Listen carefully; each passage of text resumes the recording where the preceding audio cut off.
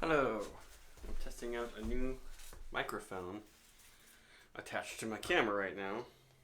I actually tried to buy some adapters because I have good recording microphones, but none of the adapters seem to work with my phone, but this one microphone that just plugs right in works. And I think it's one that a lot of other YouTubers and beer reviewers use. So today I've got Viola Sofia from Farmstead.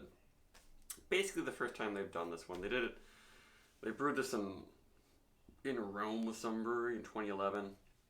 So this is like, I guess it says grassroots. That's the collaborative end of Hill Farmstead that I guess started before Hill Farmstead, but I don't know. It's kind of complicated and stupid. But this is really just a classic Russian Imperial Stout. Bitter and roasty. It's over 10% alcohol. This is bottled August 19th, 2020, bottle conditioned, like all other bottled beers. I don't really know exactly what to expect. I've enjoyed all of the stouts I've had from Hill Farmstead. And looks nicely carbonated, very, very dark head. I'm expecting this to be just charred and hoppy and more like an old-fashioned American stout, but I'm still expecting the body to be really nice. And that head is thick and voluptuous, which you actually don't always see on these beers. Bubbles are popping kind of slowly. Ooh yeah. You get the hops, you get lots of very roasted barley, char, near that licoricey sort of thing that comes out, which is weird because licorice isn't roasted or anything, right? I don't really know much about licorice production actually. Some like dark fruit notes. Definitely like molasses in there.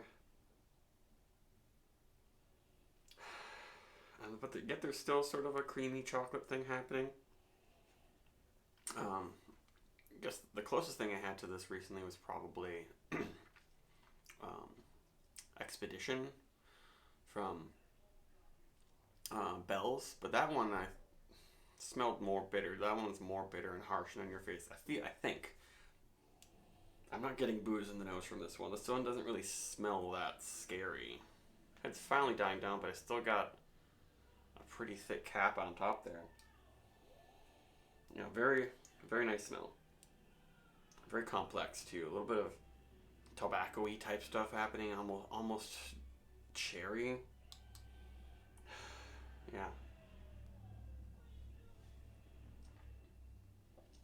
Oh yeah. Velvety, voluptuous, silky mouthfeel. Pretty darn thick, but not as thick as some 15% pastry stouts and stuff, but really nice mouthfeel.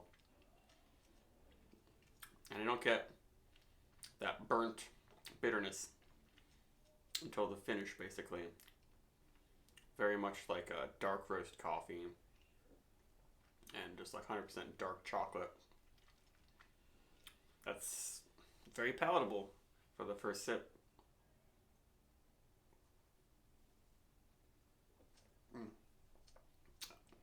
That mouthfeel is just amazing. It's just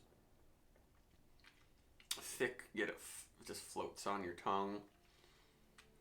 Yeah, I don't know how they can bottle condition all these beers and get such amazing carbonation and mouthfeel.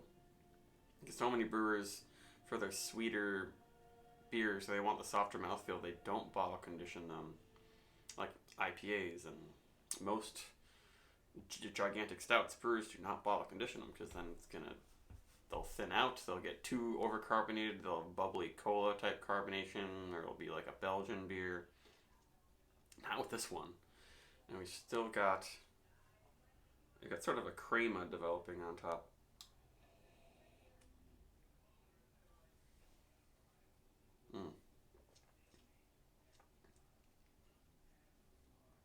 It's almost like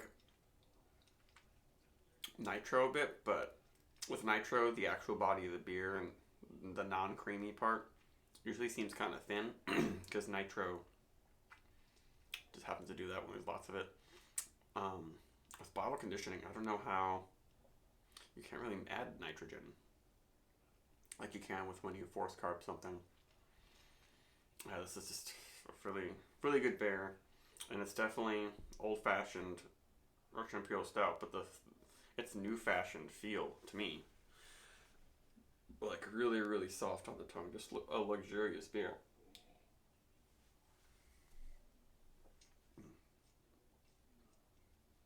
It does have a good amount of sweetness. It's not like Bell's Expedition Stout, which I love. That has a really nice silky, thick, silky feel to it. But it's just too hot and too bitter and just too much for me. But this one is really good right now. Might be a little better if you let it age for a full year or so, but I'm loving it with a nice full body and some good bitterness right now. I don't know if it really gets towards pine and citrus exactly.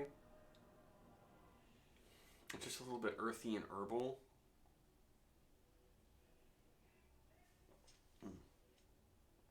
It's really a showcase of like malty mouthfeel, really complex malt. Lots of thick, deep molasses sort of stuff happening. I guess the finish does have that like piney, resinous quality. This is a 4.5 plus beer for me.